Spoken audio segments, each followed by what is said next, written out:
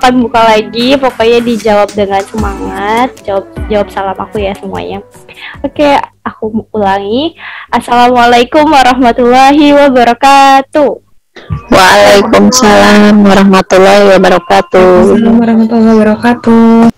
Insyaallah, alhamdulillah ya, kita udah pada kumpul di sini, masih diberikan kesehatan, nikmat sehat, nikmat waktu yang Allah kasih buat kita mencari ilmu lagi ya di sini bersama materi kita nanti.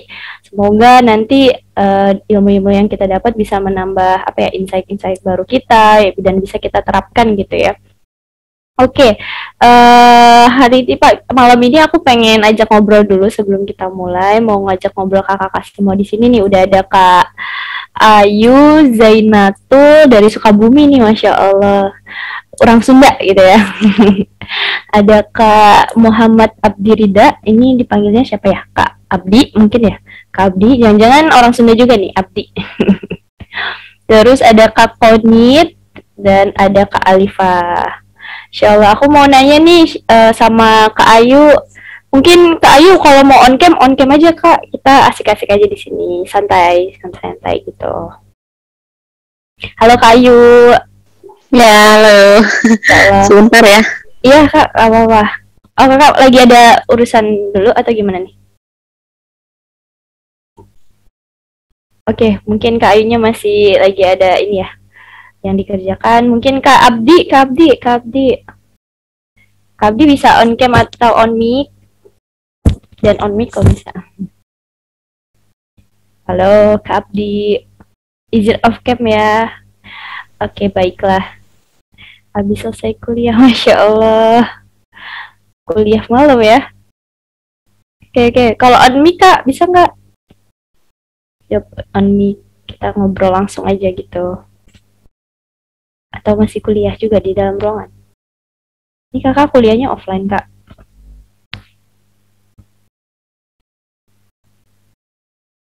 Halo Kak Abdi.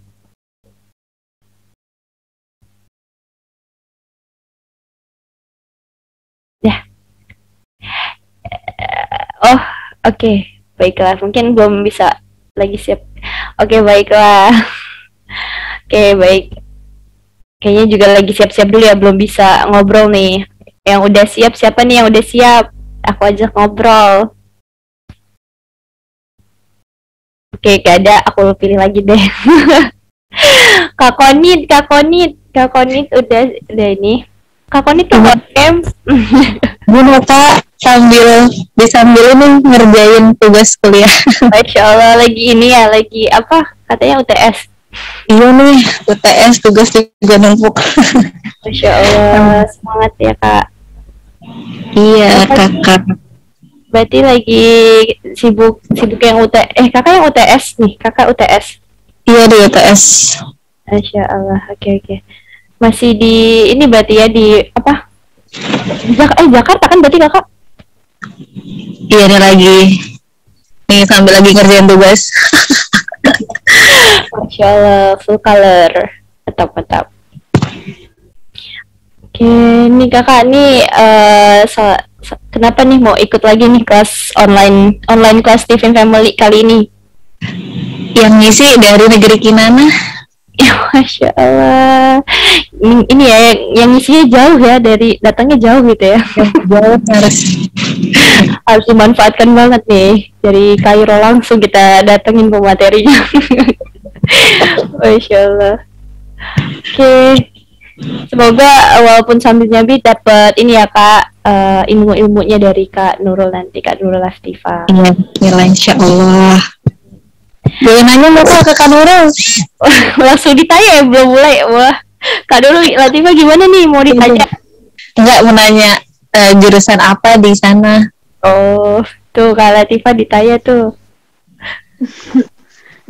Jurusan Syariah Islamiyah, hukum Islam kalau di bahasa Indonesianya.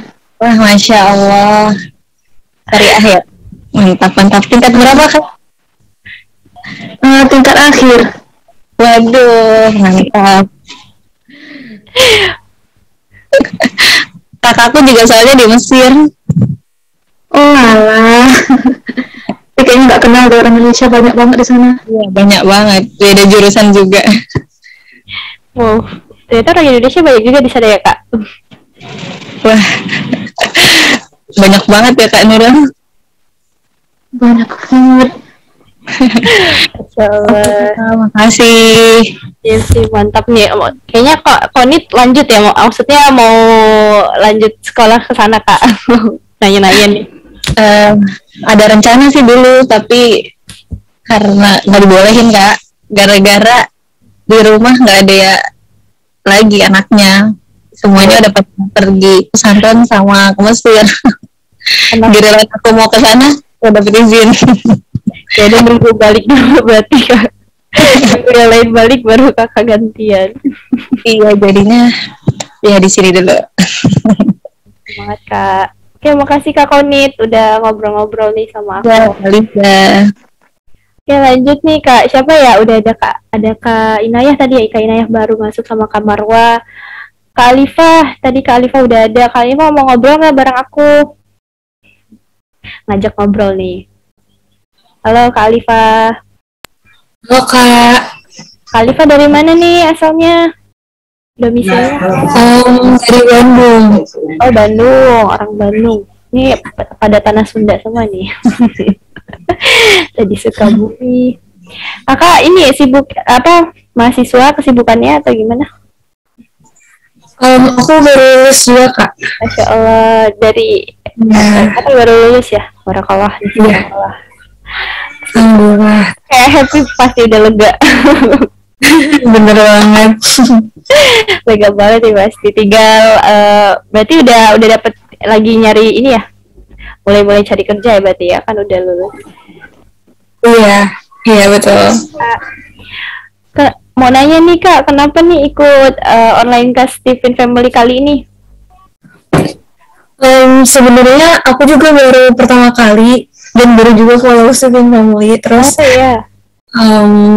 kebetulan sebenarnya aku belum tes Steven sih Kak. Cuman emang udah ngikutin Steven itu dari lama juga. Dari teman-teman tapi belum sempat tes juga, terus penasaran dan ngerasanya sih aku intuiting. Masya Jadi Allah. jadi penasaran sama Zoom kali ini gitu.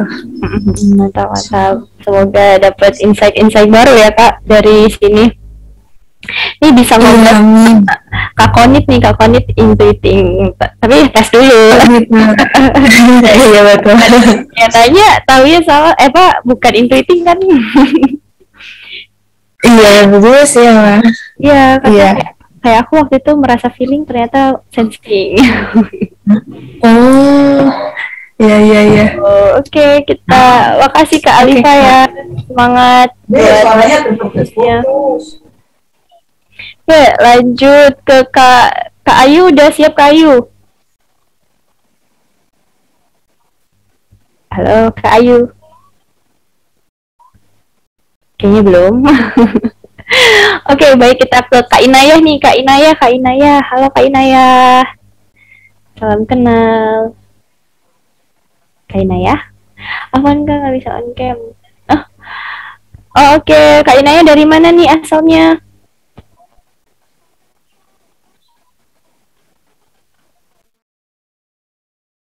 Dari Riau. Oh, Masya Allah dari Riau. Jauh nih dari Riau. Hampir ujung Sumatera ya. Di Riau. Terus kakak ikut, mau tahu nih, aku mau tahu kakak ikut alasan ikut workshop lagi kan, jadi kepikiran workshop. Online class Stephen Family, kenapa nih kak alasannya? Ini mengetik nih, typing. Kita tungguin sambil typing. Oke, selamat datang juga nih Kak Dina di kelas online Stephen Family. Oke.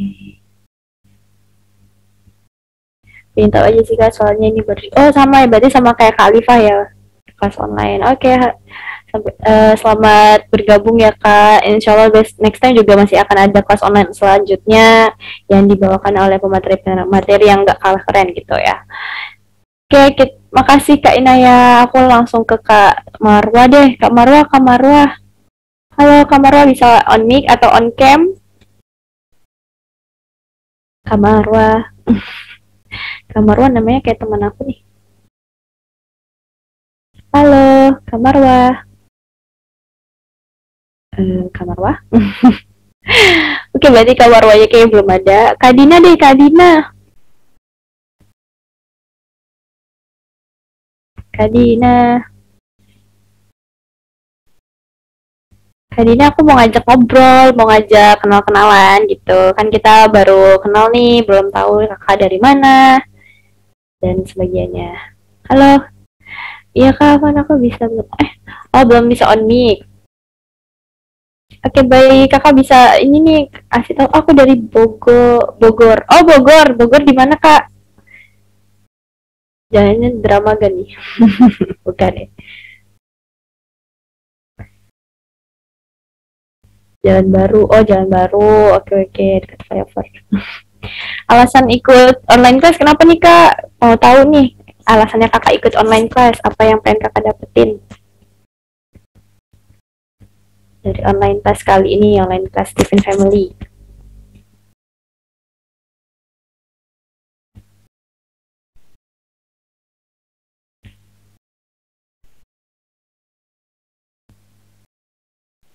Yang kakak-kakak yang lain kalau bisa on cam ya Kak, biar kita saling interaksi gitu, saling lihat.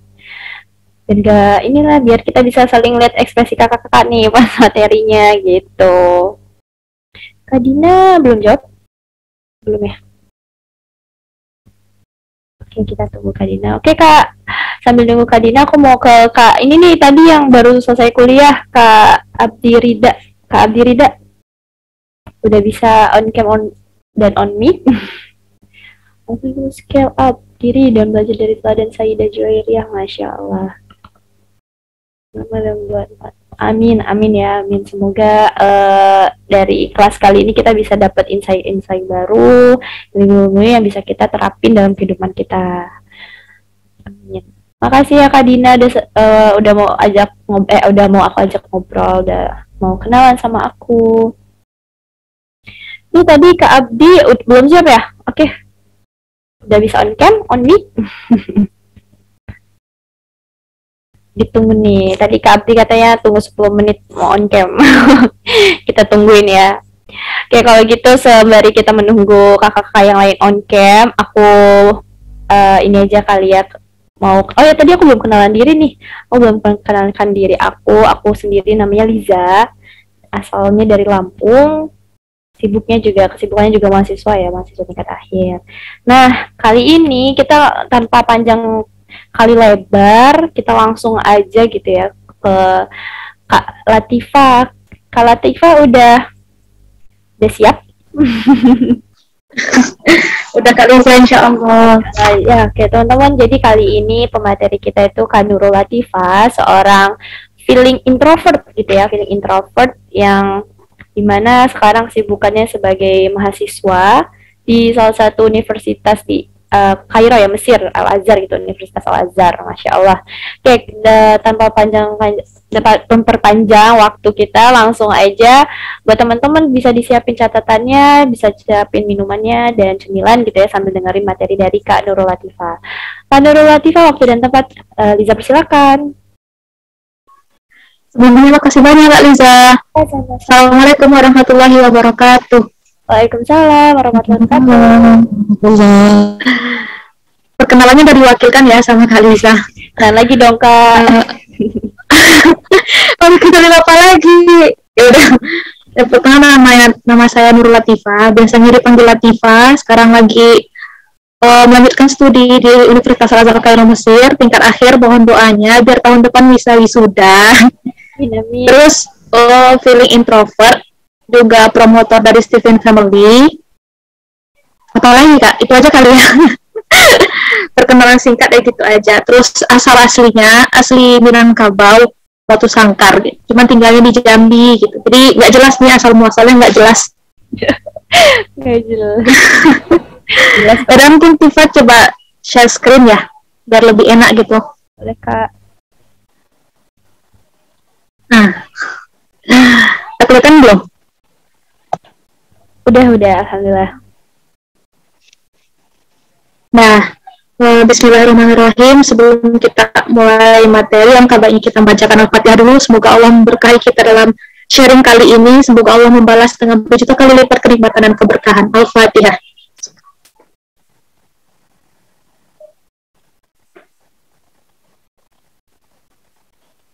Amin amin ya rabbal alamin. Bismillahirrahmanirrahim.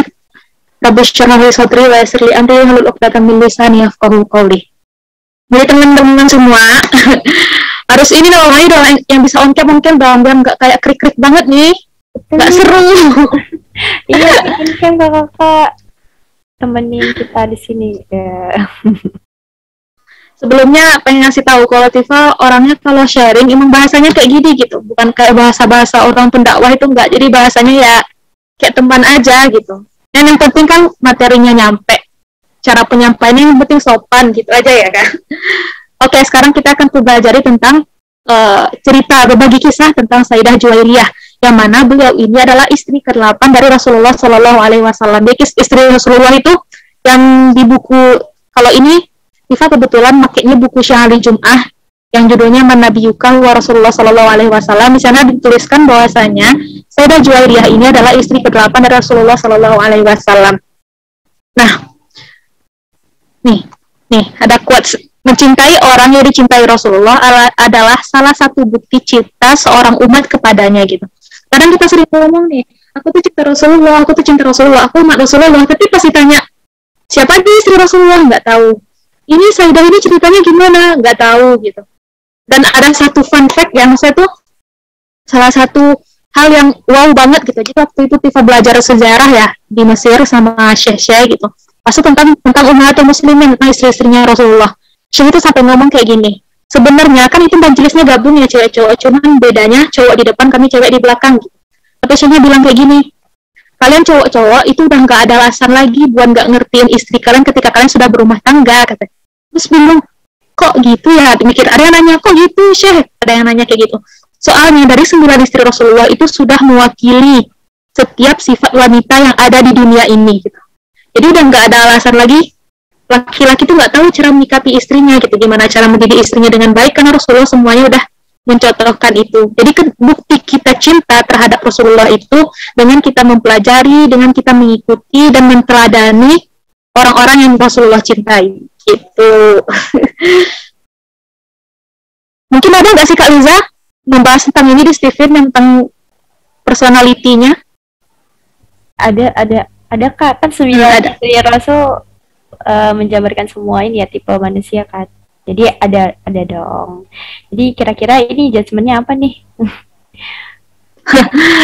Kebetulan yang Sayyidah Juwairiyah ini sesuai dengan nih si pemateri. Masya Allah, seorang feeling introvert. Untuk teman-teman pengen tahu lebih dalamnya, itu bisa di Steven tematik ya Kak Liza ya?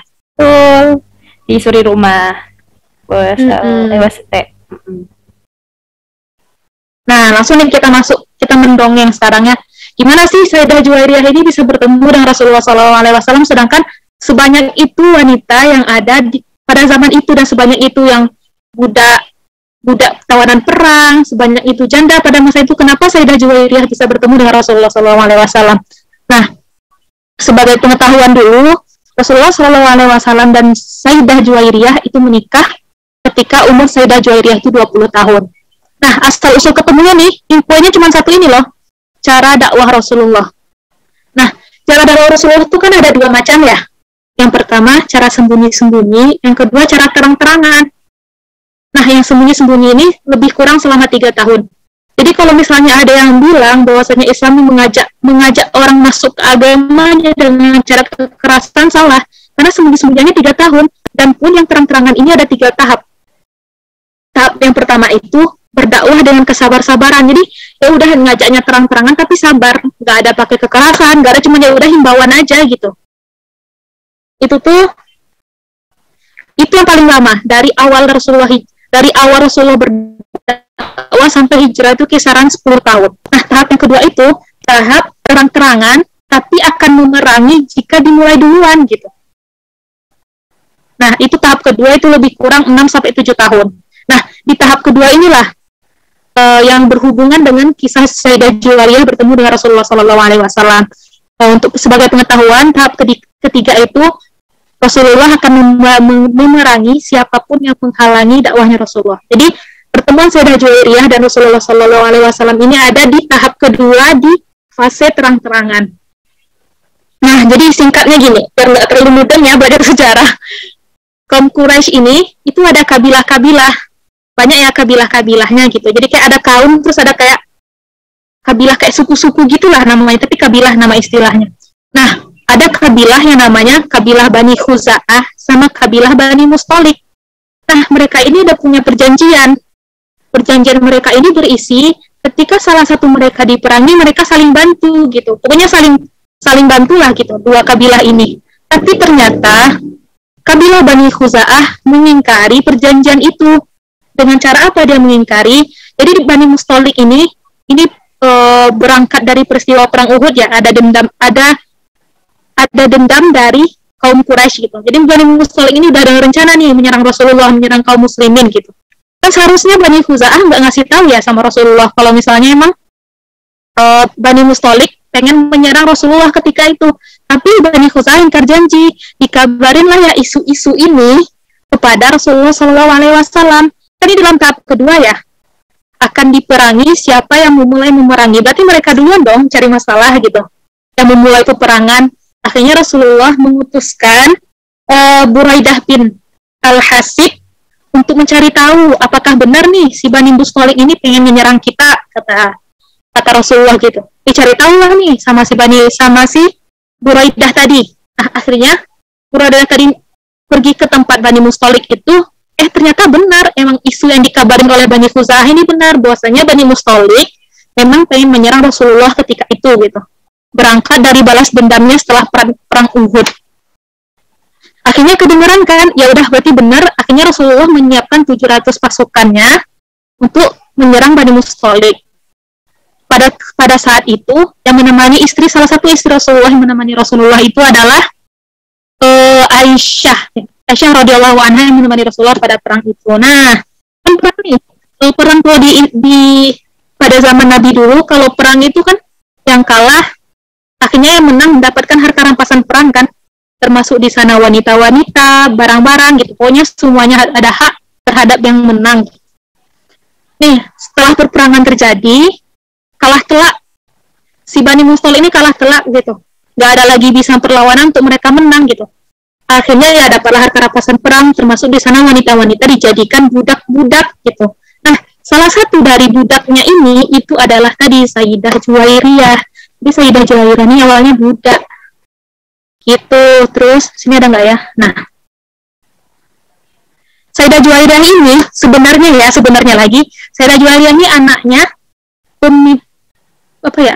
anaknya pemimpin Bani Mustalik gitu. Namanya Haris bin Diror. Nama bapaknya si Sayyidah Juwairiyah nih.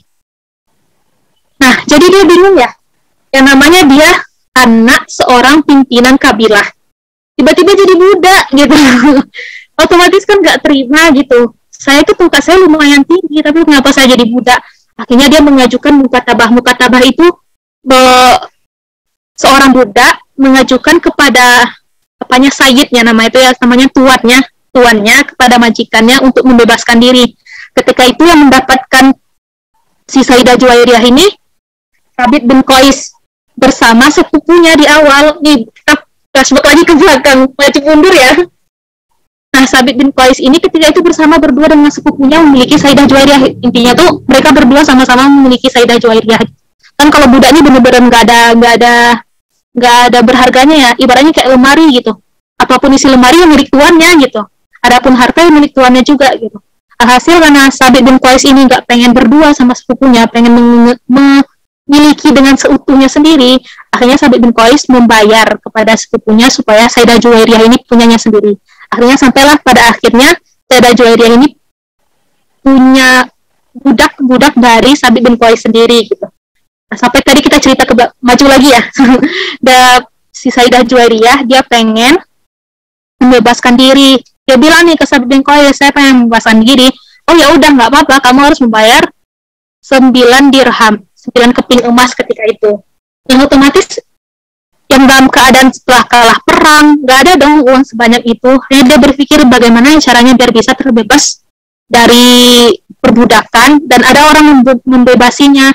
Makanya dia menemui Rasulullah SAW di sini nih, bertemu kepada Rasulullah SAW.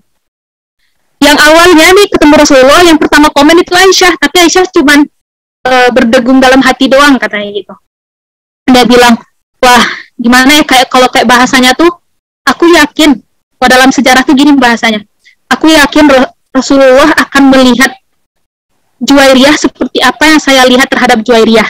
Tapi maksudnya di sini nih, kalau dibayangin, kalau dikiaskan dengan bahasa kita yang sekarang, Sayyidah Juwairiyah ini dia punya pesona tersendiri, dan Aisyah tuh melihat itu gitu. Dan ketika Rasulullah itu melihat Sayyidah Juwairiyah, Rasulullah pasti melihat apa yang Sayyidah Aisyah lihat gitu, berarti kecantikannya. Jadi tuh di saat sana tuh Sayyidah Aisyah merasa cemburu banget gitu. Akhirnya Sayyidah Juwairiyah berkata kepada Rasulullah, ya Rasulullah, aku ini adalah anak dari pemimpin Bani Mustalik gitu. Aku menjadi budak karena kaum Bani Mustalik kalah, jadi aku minta untuk dibebaskan, kata si Juwairiyah kepada Rasulullah. Dan Sayyidah Juwairiyah ini ternyatanya sebelum dia bertemu dengan Rasulullah, ketika dia masih berstatus anak pemimpin, dia itu udah beriman gitu, udah beriman, dalam hatinya tuh udah ada keimanan Islam. Cuman mengapa dia nggak bisa menjadi muslimah seutuhnya? Yang pertama alasannya karena ayahnya itu adalah pemimpin kabilah dari kaum Quraisy. Yang kedua ya suaminya juga gitu. Jadi masa ayah petinggi gitu mengkhianati. Jadi itu yang membuat dia itu nggak bisa mengimani Islam seutuhnya. Akhirnya Rasulullah merasa, wah ini ya masa iya anak pimpinan atau anak ketua kabilah gitulah ibaratnya bahasanya.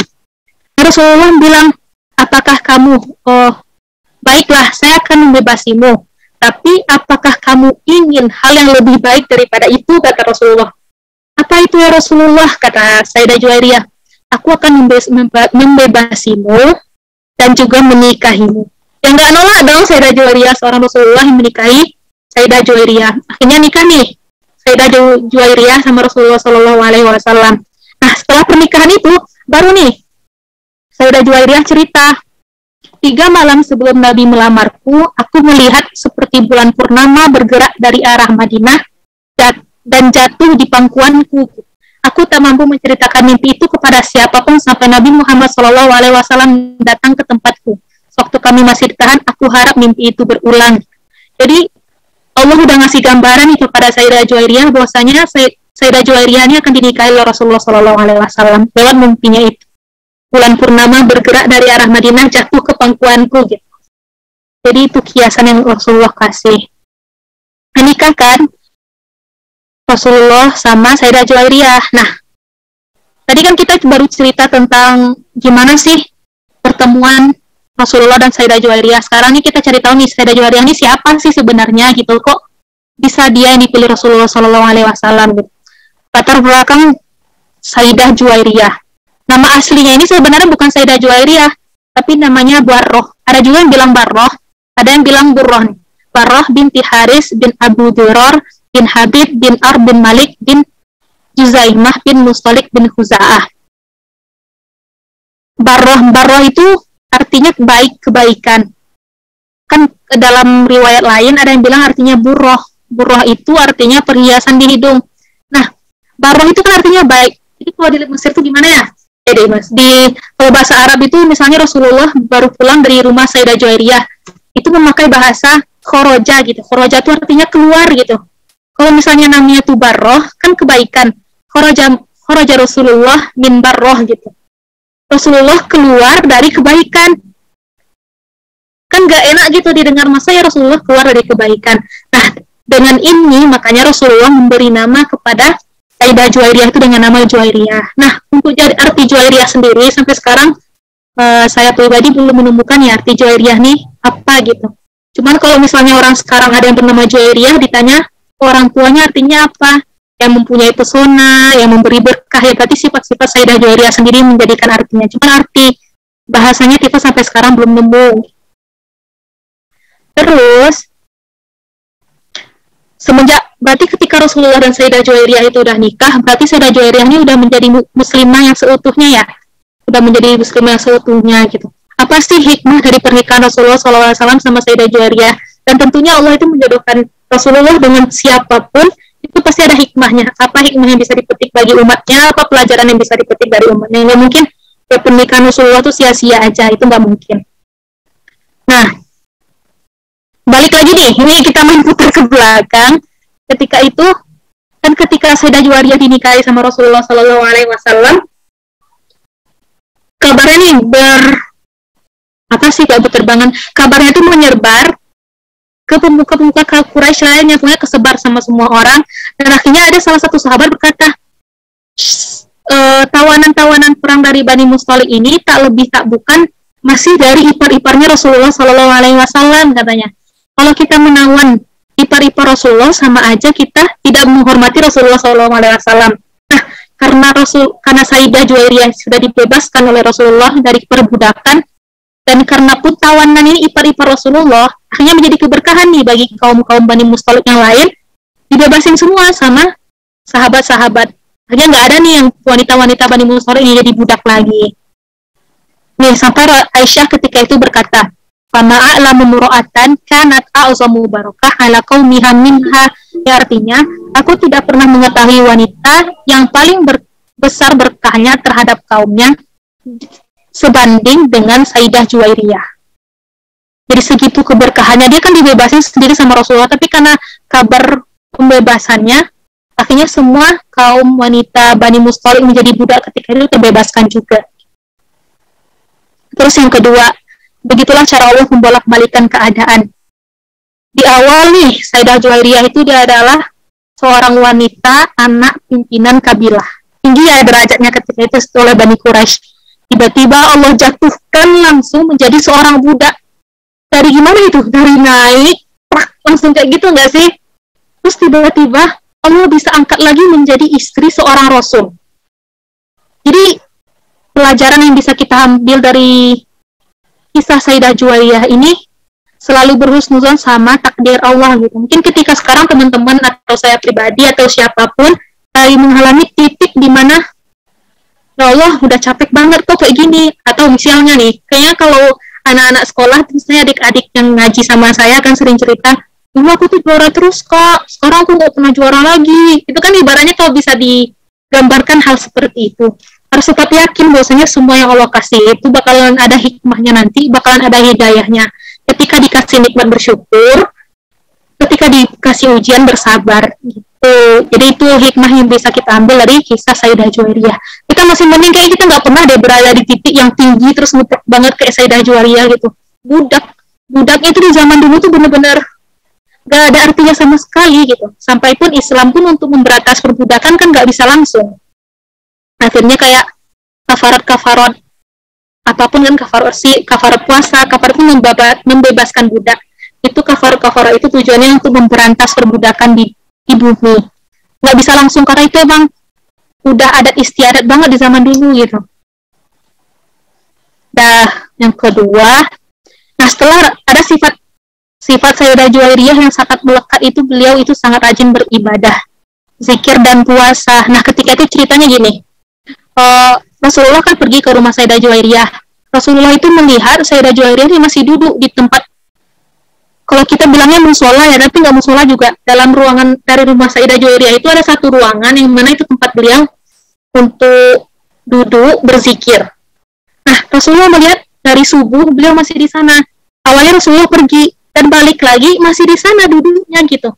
Akhirnya setelah itu ditanya, "Wahai Sayyidah Juwairiyah, apa yang kau lakukan?" "Aku berzikir."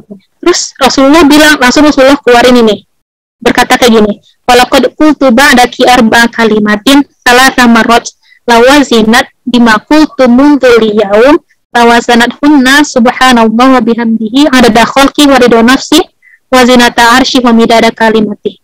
Artinya tuh gini, sungguh aku telah mengucapkan setelahmu itu 4 kalimat sebanyak 3 kali. Kalau seandainya ditimbang ucapan yang kamu ucapkan tadi dengan apa yang aku ucapkan akan sama. Jadi nih, Sayyidah Juwairiyah dari subuh sampai terang, yaitu subhanallah, subhanallah, subhanallah, gak berhenti-berhenti, itu akan sama timbangannya dengan yang ini, zikir yang ini. Subhanallah bihamdi, maha suci, segala puji bagi Allah. Maha suci Allah, segala puji bagi Allah. dengan pujiannya, ada kholqi dengan jumlah ciptaannya, warido nafsi dengan keridoannya, wazinata arsy dengan keindahan arsy-nya, famida ada kalimat dengan kalimat-kalimatnya gitu. Jadi ini tasbih, pujian terhadap Rasulullah SAW. Pujian untuk Allah Subhanahu Wa Taala, maaf. Jadi kalau misalnya lebih tepatnya, kan lebih menghemat waktu dengan pahala yang sama, ya udah ini gitu. Sayyidah Juwairiyah ada sibuk-sibuk dari subuh sampai terang, ini 4 kali udah cukup kok gitu, nggak harus berlama-lama. Terus yang ketiga, Sayyidah Juwairiyah ini termasuk salah satu istri Rasulullah yang meriwayatkan hadis, cuman nggak sebanyak Sayyidah Aisyah, karena Sayyidah Aisyah memang dilahirkan ke dunia kan emang untuk meriwayatkan hadis dengan otak yang sangat cerdas, sampai ketika itu Sayyidah Aisyah kan emang dinikahkan Rasulullah semenjak kecil, semenjak lahir. Cuman Sayyidah Aisyah dibawa Rasulullah ke rumahnya itu ketika umur 9 tahun, ketika Sayyidah Aisyah sudah haid. Itu sedikit pengetahuan. Nah, salah satu hadis yang dibawa oleh Sayyidah Juwairiyah itu tentang sutra yang man labithal untuk laki-laki, man labithal harir fakot lebih detailnya tidak lupa ya, mungkin nanti bisa dicari aja di internet. Pokoknya salah satu yang diriwayatkan oleh Sayyidah Juwairiyah itu adalah tentang larangan laki-laki memakai sutra. Nah, so nih ke tahap kapan sih Sayyidah Juwairiyah itu wafat? Sayyidah Juwairiyah wafat ketika masa Muawiyah. Dan ketika itu yang imam sholat jenazah Sayyidah Juwairiyah adalah Marwan bin Hakim. Wafat Sayyidah Juwairiyah pada tahun 50 Hijriah atau 56 Hijriah, jadi sekitar 60 tahun atau 65 tahun. Dikuburkan di mana? Latifah udah coba cari-cari referensi buku tapi belum nemu. Kalau ketemu insya Allah nanti di-share. Mungkin sekian kisah yang bisa kita ambil dari Sayyidah Juwairiyah. Semoga membawa manfaat. Semoga kita bisa menjadi wanita pembawa berkah seperti Sayyidah Juwairiyah. Semoga kita bisa menjadi perempuan yang taat, ahlul dzikri sama ahlul puasa seperti Sayyidah Juwairiyah. Semoga kita bisa yakin terhadap semua keputusan Allah seperti mana Sayyidah Juwairiyah yakin bahwasanya takdir Allah itu yang terbaik. Mungkin hanya ini bisa Latifah sampaikan. Terlebih dan kurang Latifah mohon maaf. Assalamualaikum warahmatullahi wabarakatuh. Waalaikumsalam warahmatullahi wabarakatuh. Jazakallah khair Kak Latifah ya atas materinya, Masya Allah. Dari Sayyidah Juwairiyah gitu ya. Kita udah ambil beberapa hikmahnya. Tadi ya hikmah yang zikir ya, yang sangat rajin ibadah dari zikir dan puasanya gitu ya, yang semoga kita bisa menerapkan gitu dalam kehidupan sehari kita. Amin. Oke, mungkin langsung sesi diskusi aja ya Kak Latifah. Oke. Mungkin aku buka dulu sesi pertama, 3 sesi termin pertama dengan 3 penanya nih. Kakak-kakak yang di sini yang ingin bertanya boleh banget, boleh on mic atau lewat chat. Mau raise hand dulu juga nggak apa-apa nih. Ada yang mau bertanya? Ada yang mau nanya? Kak Dina mau bertanya Kak? Kak Konit? Mau bertanya Kak Konit? Kak Dina? Kak Ayu? Belum ada?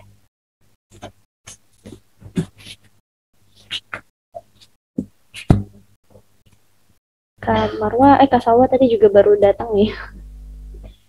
Kak Salwa mau bertanya nggak Kak? Ada yang mau bertanya?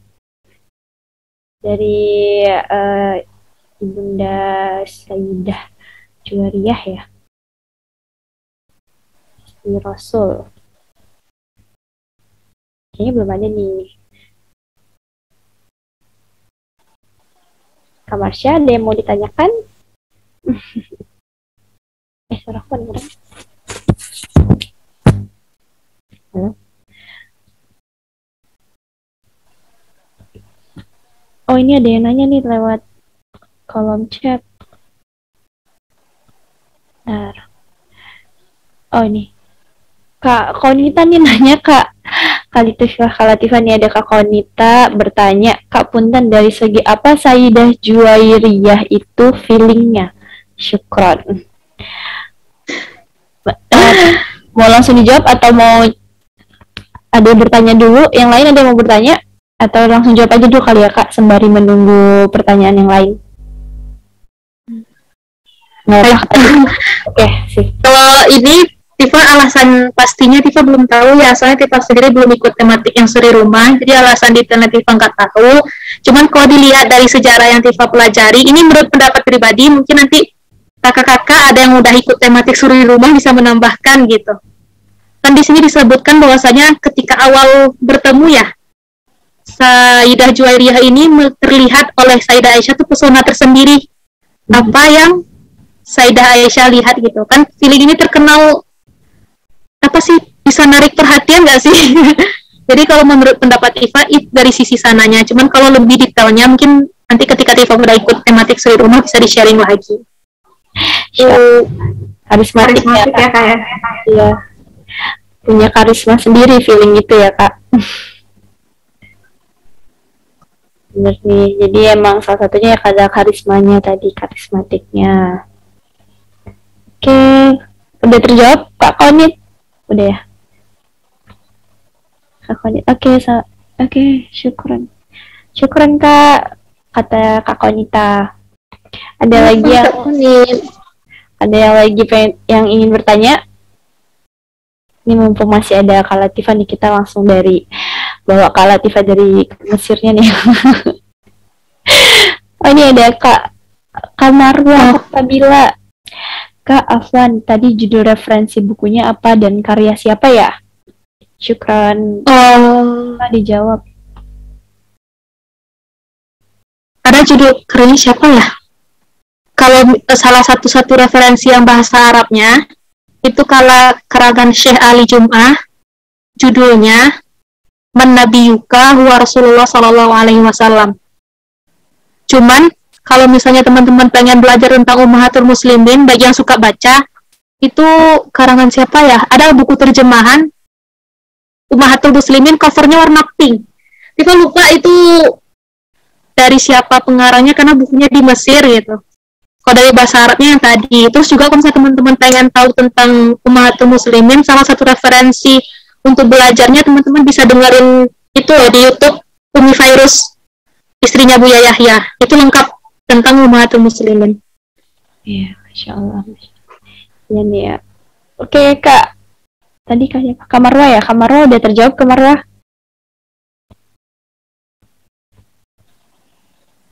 Udah ya, insya Allah. Semoga terjawab ya Kak Marwa. Iya, ada yang mau bertanya kembali? Ada yang mau bertanya tentang Sayyidah Juwairiyah, istri Rasul, yang Masya Allah gitu ya, dapat mimpi sebelum dilamar Rasulullah gitu ya, mimpi bulan purnama. Itu Masya Allah banget ya, udah dapat salah satu petunjuk gitu ya Kak. Ya nggak sih, petunjuk itu kan, Insya Allah. Jadi kepikiran nanti kita nanti mau dilamar orang dapat petunjuk apa ya? Ya ampun, ya Allah, ya Allah. Oke, ada yang mau bertanya lagi? Kakak-kakak semua di sini, tadi ada Kak Inayah, Kak Nur Aini dari Medan nih, Masya Allah, jauh. Oh, ada Kak Wafik nih. Oh, iya. Afwan, Kak mau tanya, sikap atau perilaku apa sih Kak yang dapat kita ikutin dari Sayyidah Juwairiyah sesama wanita, gitu. Boleh Kak Latifah dijawab pertanyaannya? Sayyidah Juwairiyah emang nggak begitu banyak ya kisahnya yang ada di riwayat, karena emang periwayat banyak sejarah itu kan Sayyidah Aisyah, dan emang nggak banyak riwayat tentang Sayyidah Juwairiyah sendiri. Tapi dari cerita yang didapatkan sejauh ini yang bisa kita teladani adalah kan cewek biasanya agak susah nerima takdir ya, termasuk Tifa pribadi. Kayak, ya Allah kok aku sih dikasih ini sih, ya Allah kok gini sih, ya Allah kok gini sih, pokoknya banyak gitu. Tapi Sayyidah Juwairiyah dengan optimisnya gitu, dengan keyakinan dirinya, dari dia sebagai seorang putri dari pimpinan kabilah, tiba-tiba diturunkan derajatnya menjadi seorang budak, itu jauh banget loh. Ibaratnya dari putri kerajaan gitu, langsung jadi budak, itu jauh, tapi dia masih bisa optimis gitu. Oh ya, saya bisa lepas dari perbudakan ini. Akhirnya dia mengajukan pada Sabit bin Qais gitu. Dan pada akhirnya dia mimpi dan yakin. Jadi husnuzon dan percaya terhadap takdir Allah itu bisa kita teladani. Itu emang gak mudah sih. Itu kedengarannya simpel ya. Simpel banget kedengarannya, tapi itu susah sih kalau menurut Tifa pribadi. Terus juga ibadah ketaatan kepada Allah juga perlu ditiru gitu. Ahli zikir sama ahli ibadahnya. Bener banget sih Kak. Susah sih, emang susah banget nih nerima kadang ya Kak. Iya, susah banget. Oh gitu. Kadang nggak tahu itu benar juga bakalan susah. Iya, kayak mana sepele ya, nggak kayak Ibunda Sayyidah Juwairiyah ya yang benar-benar dari putri raja langsung jadi budak kan, itu wow banget. Kita yang sepele aja udah susah menerima kadang. Astagfirullah. Ya Allah, kayak bener nih bisa di ini ya, jadi bawa apa ya, lebih ke husnuzon ya Kak, husnuzon kita. Husnuzon dan menerima keadaan gitu ya atas takdir Allah gitu. Soalnya gini loh, wanita itu kan lebih cenderung ngikutin perasaannya. Iya.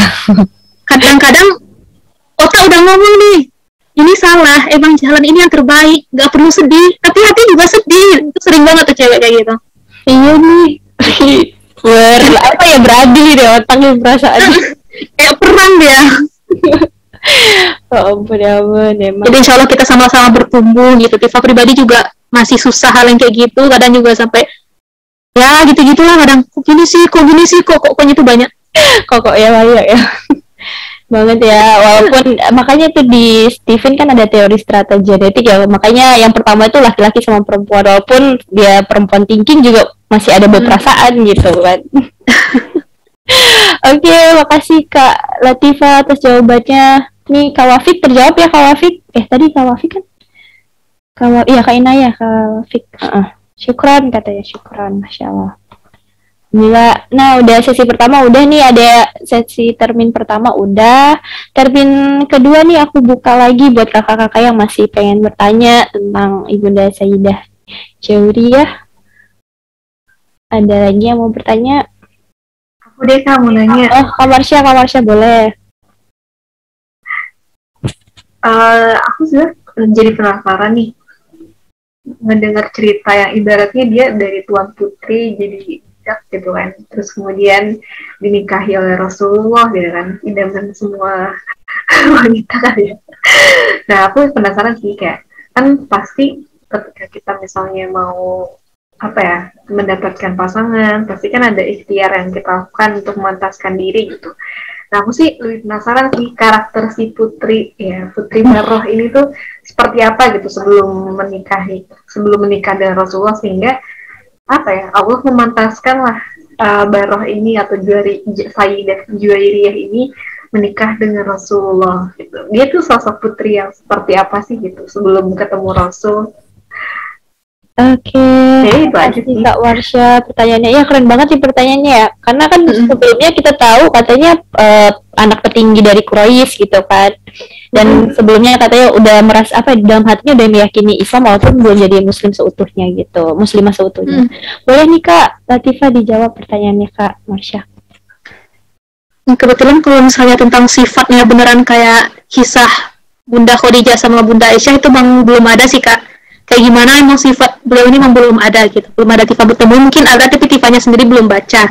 Cuman kalau sejauh ini ketika Tifa mempelajari tentang Sayyidah Juwairiyah ini, hal yang membuat mengapa Rasulullah itu ditakdirkan sama Sayyidah Juwairiyah, menurut pendapat Tifa jarang-jarang gitu loh. Mesti kalau dipikir-pikir secara logika, seorang anak dari pimpinan kabilah Bani Mustalik bisa mengimani Islam gitu, sedangkan itu ayahnya kafir gitu. Kebanyakan kita tuh kalau agama, contohnya kita Islam, Tifa belum tentu Tifa sebagai muslimah kalau orang tua Tifa nggak muslim. Iya. Sedangkan Sayyidah Juwairiyah dengan ayahnya itu seorang pimpinan kabilah kafir bisa mengimani Islam. Itu kan sesuatu hal yang sangat dahsyat ya kalau menurut Tifa pribadi gitu. Cuman dia ketika itu bingung gimana caranya dia bisa mengimani Islam sepenuhnya, bisa mengamalkan sepenuhnya karena posisi kehidupan dia itu sebagai anak dari Haris bin Diror gitu Kak. Oke, gitu. Oh gitu, mantap sih. Karena kan saya Kak Marsha nih, kalau misalnya orang tua Kak Marsha Alhamdulillah itu nggak muslim sebelumnya, belum tentu kan Kak Marsha sekarang jadi muslimah gitu. Ya pun kayak mikir, oh Islam itu ya aku Islam itu lama pas kecil enggak. Kita nyanyi Islam, tapi sering mikir Islam itu apa ya? Aku bisa dibilang Islam, kenapa? Itu banyak pertanyaan sampai Tifa masuk pesantren tuh otaknya ngantur terus. Terus ayahnya ikut Islam juga nggak Kak? Ketika yakin bahwasanya Islam ini agama pilihan, ketika itu kan waktu kelas 2 sanawiyah, ada guru sejarah menjelasin tentang perang ini, cara Rasulullah berdakwah. Itu termasuk suatu hal yang memorable banget itu sama tipe pas di pesantren. Jadi ustazah tuh bawaannya pas cerita tuh emang kelihatan ini Rasulullah berdakwah, misinya besar, yang akan diperanginya orang-orang yang menyembah berhala, bahkan ada dari keluarganya sendiri, pamannya sendiri yang harus diajaknya gitu. Tapi Rasulullah ini bisa mengajak umat kepada Islam tuh dengan cara yang tenang gitu, kayak gak ada pemaksaan, dengan damai. Terus kayak sifat-sifat Rasulullah yang ada tuh kisah yang Masya Allah banget tentang ada seorang pengemis yang selalu diberi Rasulullah makan. Terus sampai akhirnya nih banyak nih yang tahu kisahnya, sampai akhirnya Rasulullah kan meninggal. Ketika nih Rasulullah ngasih dia makan nih, si pengemis ini selalu mencaci Rasulullah. Pokoknya dicaci makinya, padahal ketika itu yang ngasih makan tuh Rasulullah gitu. Terus pas Rasulullah meninggal, dia kehilangan kan, dan akhirnya pas habis itu sahabat yang menggantikan posisi Rasulullah memberi makanan lupa gitu. Dan dia masih mencaci Rasulullah gitu. Rasulullah setelah dan itu di situ Tifa yakin wah Islam ini memang damai, Islam ini baik gitu. Sebelumnya mah belum, kayak masih ya ngikut aja gitu. Disuruh sholat, disuruh puasa, disuruh ini gitu.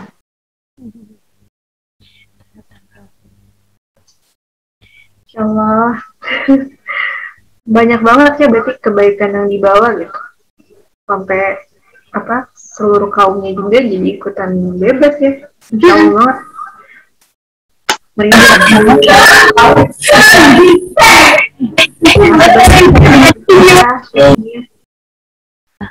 Iya nih, berarti tadi kan berarti kan membawa kaumnya yang lain ya, kaum yang ayahnya, ya ayahnya ya, nyebutnya ayahnya Sayyidah Juwairiyah, jadi ini ya Kak, kan tadi kebawa berkah dari pernikahannya Rasul, berarti menjadi muslim semua itu, muslimah, masuk Islam maksudnya. Kalau lebih terbebas dari menjadi muslimah semua belum tahu ya. Ya kan yang intinya di sana diceritakan bisa terbebas dari perbudakan. Setelah dia lepas dari budak, dia bakal jadi mu'alaf apa nggak tahu gitu. Tergantung diri dia pribadi. Benar banget sih, alhamdulillah jadi terbebas itu ya dari perbudakan, dibantu dengan pernikahannya, hikmah dari pernikahannya, Masya Allah. Oke, makasih Kak Marsha dan Kak Latifah udah menjawab ya Kak Latifah. Tapi kayaknya aku di chat ada sesuatu. Oh, oke. Ayu dan oh ya, boleh Kak Ayu. Oh, udah Kak Lev ya. Oke, selanjutnya ada yang mau bertanya lagi. Jadi tentang Sayyidah Juwairiyah ya. Seorang judgementnya kalau dari Stephen seorang feeling introvert gitu. Ada lagi yang mau bertanya? Kak Nur Aini, Kak Dina, atau Kak siapa yang mau tanya lagi?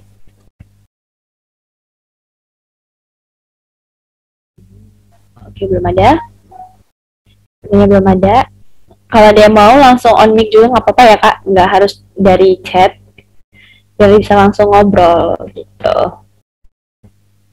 Nah ini mau buka sesi lain Kak, pertanyaannya gimana Kak Marsha? Kenapa Kak Liza? Ini mau nggak ada yang bertanya lagi atau kita mau buka sesi ngobrol santai lagi yang lain? Boleh ngobrol. Kalau kebetulan menarik banget sih. Kayak apa ya? Tadi aku jadi baru dapat insight juga nih kenapa Sayyidah Juwairiyah itu seorang feeling introvert ya. Mungkin yang kita bisa tiru juga ya sebagai seorang perempuan gitu kan. Sebagai mungkin teman-teman yang feeling. Tadi sempat disebutin tuh sama Kak Tifa kalau Sayyidah Juwairiyah ini tuh siapapun yang ngelihat beliau gitu pasti jatuh cinta gitu, jatuh hati lah sama beliau, saking mungkin ya emang wibawanya gitu kan, kerasa banget gitu. Jadi ini salah satu contoh feeling yang cerdas gitu ya, ketika orang ngelihat aja tuh udah langsung gitu, Nambah followers kalau zaman sekarang ya. gitu kan. Terus nih Kak, kita pengen sharing nih. Oh, iya, Kan tadi itu ada di awal kan Sayyidah Aisyah cemburu ya. Katanya bahwasanya aku yakin nih Rasulullah akan melihat apa yang aku lihat gitu. Jadi kecantikan Sayyidah Juwairiyah sendiri. Sampai akhirnya Sayyidah Aisyah bisa memuji Sayyidah Juwairiyah. Kalau sebelumnya dia cemburu. Iya Ya benar. nggak sih, kan dia bilang, aku tidak melihat perempuan yang bisa memberi keberkahan seperti dibandingkan dari Sayyidah Juwairiyah. Kan itu kan kata Sayyidah Aisyah tadi kan. Jadi saya kita ambil kesimpulan di sana. Tifa ini tiba-tiba ngelintas gitu loh. Tifa lagi duduk belajar sama Syekh tentang Ummahatul Muslimin gitu. Begitulah Rasulullah mendidik istri-istrinya gitu. Secemburu apapun, ketika salah satunya berbuat kebaikan, keberkahan harus tetap dipuji gitu. Masya Allah. Jarang banget deh cewek kayak gitu. Dengar poligami aja udah langsung kabur. Jadi Kak Tifa udah mulai pro nih. Kalau memuji istri yang lain. Berarti segitu hebatnya ya si Sayyidah Juwairiyah ini sampai bisa menundukkan lah si Aisyah ini gitu kan, yang tadinya iri, takut gitu kan, tapi justru malah jadi kagum. Berarti hebat juga kan Sayyidah Juwairiyah ini. Iya nih, Masya Allah, banyak belajar banget ya dari feeling introvert yang bisa sekali orang dia tuh langsung ya karismatiknya keluar gitu ya. Jadi cerdas banget nih. Jadi kalau teman-teman yang feeling nih, kalau bisa gitu, jadi orang lihat kita langsung bawaannya happy karena senyumannya yang mungkin bukan hanya wajah kali ya, senyumannya yang ramah gitu kan ya Kak. Kan feeling terkenal dengan ramah gitu. Dari auranya kali ya. Iya. Iya Kak, tadi kalau Itu kalau feeling belum cerdas mah jadi gedek ngeliatnya. Nah betul. Iya ya, untuk malah bikin bete ya. Bikin bete dia ngambek terus sih. Ada tuh tadi banyak tuh. Ya mau kenapa ya feeling ngambek kah gitu ya.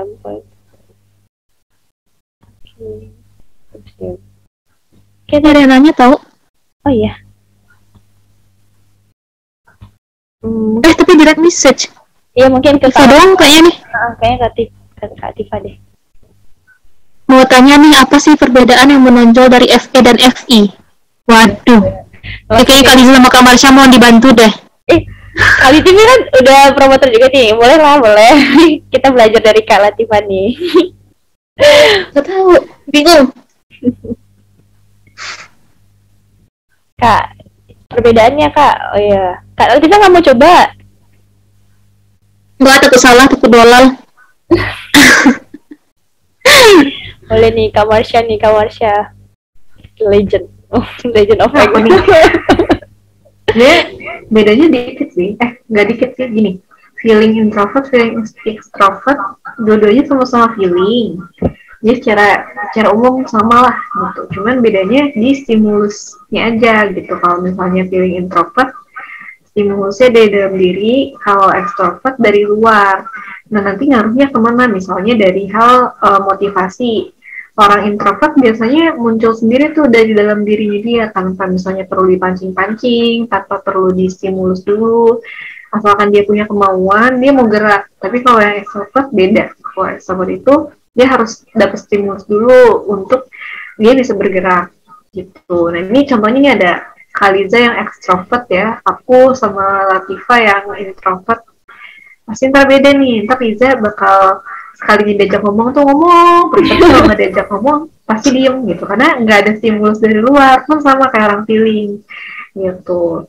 Terus apalagi misalnya dalam hal apa ya, yang beda feeling introvert itu, misalnya chemistry-nya dicintai gitu. Kenapa? Karena dia dicintai ya, bener nggak sih? Karena dia pemimpin gitu kan, punya karisma, muncul dari dalam diri karismanya itu gitu, sehingga dia banyak tuh dicintai sama pengikut-pengikutnya. Kalau feeling extrovert, dia pengen dia keluar gitu cintanya gitu, mencintai gitu, pengennya tuh mengayomi gitu kan, pengennya mendidik, mengkader. Terus apa lagi ya, misalnya dalam hal pandangan juga beda gitu kan. Saya orang introvert, dia bakal lebih semangat, lebih panas kalau misalnya dia takut-takutin, diancem, ditantang gitu. Beda sama orang extrovert yang orangnya kadang lebih cenderung positive thinking sih gitu. Lebih mikirnya yang indah-indahnya, reward, hadiah, fasilitas. Kalau introvert tuh cenderung hati-hati. Di situ sih. Ada lagi nggak Kak Iza? Biasanya yang sering denger tuh ini feeling itu sebagai rajanya gitu ya, yang memimpinnya kayak Jabil Zaidi gitu kan. Nah kalau FA itu lebih kingmaker, pencetak raja-rajanya gitu. Betul. Gitu sih Kak. Tadi siapa yang nanya? Yang nanya tadi itu siapa ya? Iya. Kak Afita. Oh, Masya Allah Kak Vita gitu. Kak Vita kalau mau on mic, kita on cam aja nggak apa sih, kita ngobrol asik. Sekarang kita udah sesi santai-santai aja deh.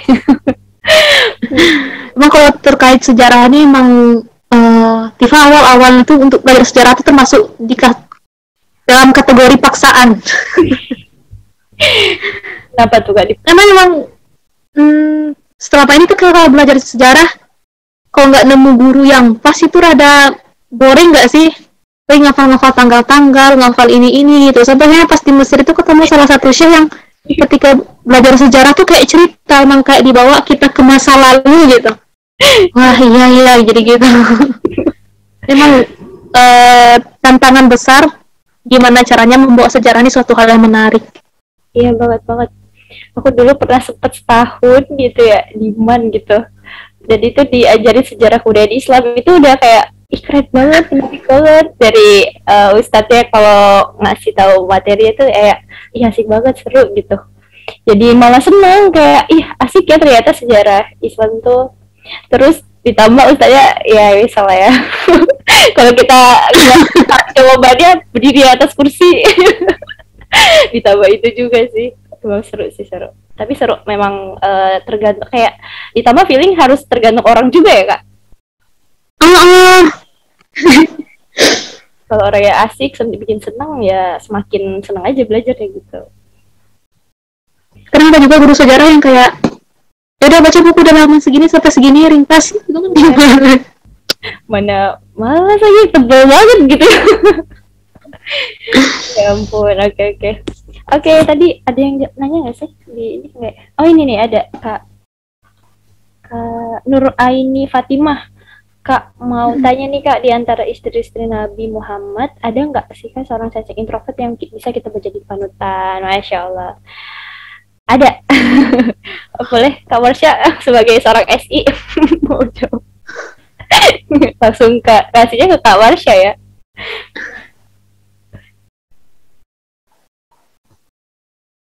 Sebenarnya tuh ini bakal dibahas full di workshop Stephen Suri Rumah. Cuman aku dapat spill-nya karena aku sampai introvert ya. Jadi buat yang insting aku belum tahu.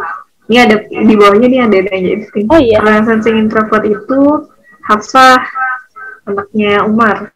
Ini lagi betul nggak sih? Betul. Ya. Gitu. Nah, ntar nih buat teman-teman yang tertarik ya buat pengen tahu siapa sih istri-istri Nabi, tungguin aja deh online kelas Kifrin nih, barangkali ntar ada pembicara lagi nih, kan Kak Nur Latifah feeling introvert ternyata membawakannya istri Nabi yang feeling introvert juga. Nah coba tahu ntar next ada lagi nih. Nah atau enggak kalau misalnya mau cepat ya udah ikut workshop Stephen tematik suri rumah, insya Allah ntar dibahas 9-9-nya secara mendalam. Iya betul, ada di workshop Stephen tematik ya, namanya suri rumah. Dan emang kalau spill dikit waktu itu SI adalah ibunda ini ya Hafsah, karena hafalannya ini ya Kak, ingatannya tuh kuat banget, jadi menghafal Al-Quran tuh bagus gitu waktu itu di spill. Gitu. Jadi emang kan karena sensing ingatannya kuat gitu ya, itu yang dapat diambil dari salah satu ibunda Hafsah gitu. Sisanya kita belum ikut workshop ya, nanti kakak kalau ada kelas online langsung ikut aja Kak, biar kita ntar ketemu gitu ya di kelasnya bareng-bareng. Barengan ya? Iya, janjian gitu. Kayak nih ada yang nanya tadi, request feeling extrovert request. Boleh Kak Lisa sama Kak Marsha book. Ya. Untuk insting belum tahu ya Kak. Belum dapat spill dikit nih. Kita baru di spill, ya bener-bener di spill sedikit gitu ya. Jadi kita belum tahu juga nih. Nanti mungkin next time di ikut kelas online-nya, atau mungkin nanti kalau ada kesempatan waktu dan materi juga ya kali ya Kak, ada kelas online-nya juga mungkin. Tapi kalau mau lebih jauh dan lebih lengkap gitu sampai sejarah-sejarahnya, workshop Steven tematik di rumah.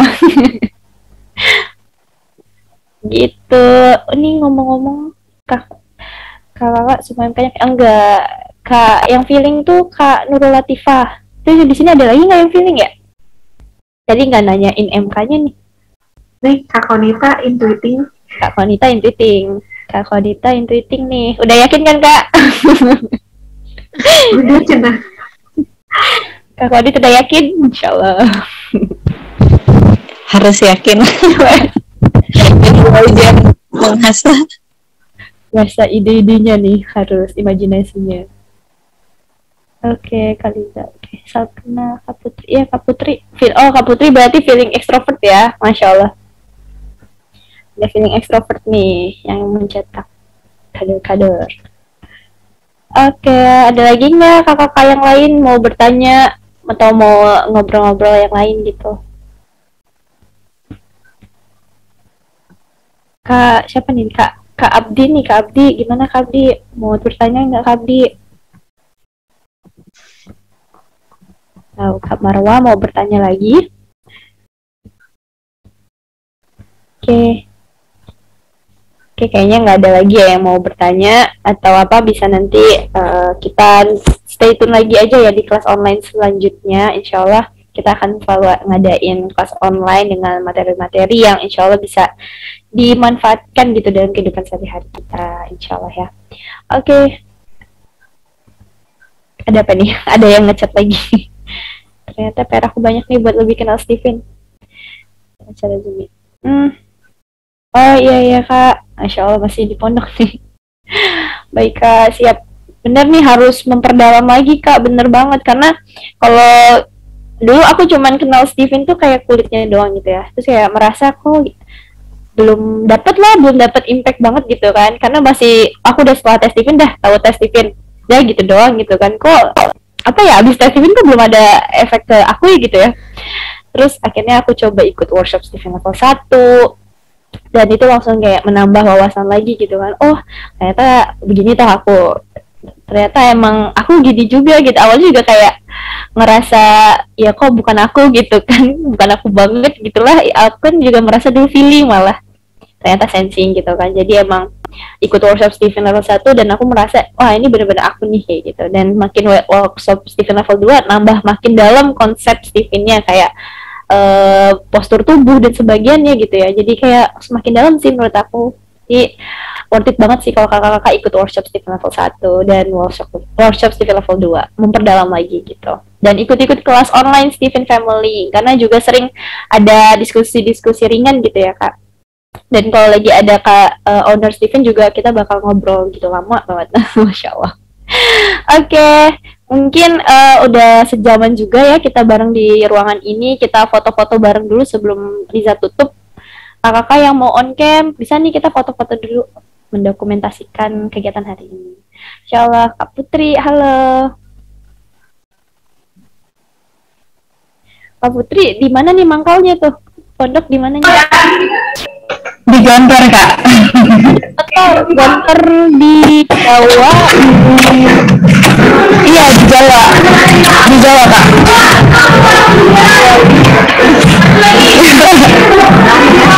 Jadi Pondok bisa bawa HP ya? Lagi liburan sih Kak, kebetulan. Lagi rame nih sepertinya di sana ya.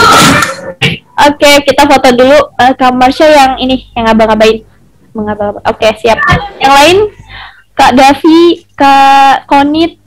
Kak Konit yuk, Kak Konit. On-cam dulu. Meninggalkan sejenak tugasnya. Kak Abdi, Bisa nih on cam kita foto-foto dulu nih sebelum aku tutup kelasnya. Kak Inayah, Kak Marwa, Kak Nur Ari. Kita nih mau on cam, kita foto-foto. Ya, kita foto ya. Ya Allah, aku joinnya cuma sebentar doang. Gak apa-apa, selesai. Kita ngobrol-ngobrol. Ya. Satu. Satu aja ya Kak, abang-abangnya. Satu. Abang-abang. Lagi nggak lagi? Lagi. 3, 2, 1. Oke, udah. Alhamdulillah, insyaallah.